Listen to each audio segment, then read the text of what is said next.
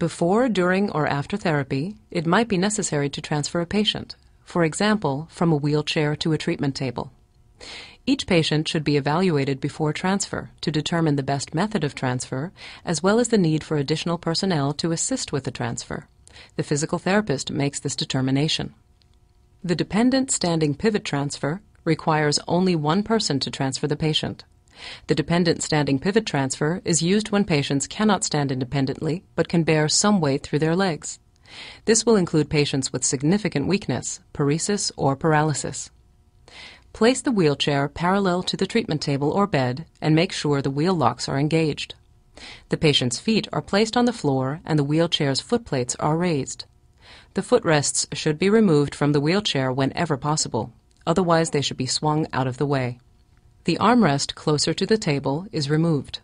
The patient should be moved to the front edge of the wheelchair. Blocking the legs is a method to prevent collapse of the patient's knee or hip. This is performed differently for different transfers. For the dependent standing pivot, a therapist should place his feet and knees outside the patient's feet and knees, holding the patient's knees between his knees. With feet in stride, the foot which is closer to the treatment table is placed a little behind the other foot. Once you have blocked the patient's legs, place your hands under the patient's buttocks.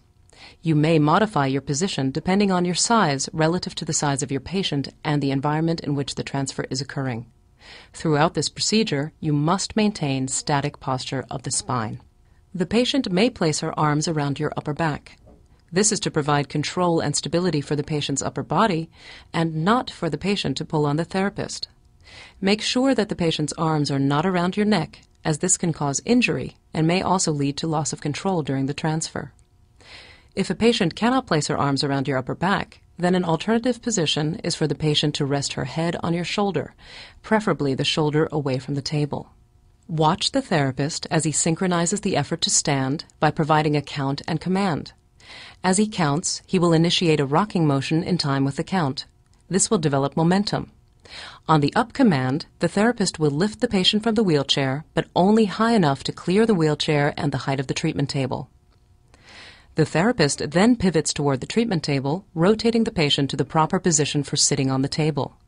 The patient is then lowered to a sitting position. Maintain contact with the patient for support until the patient is in a safe and comfortable position.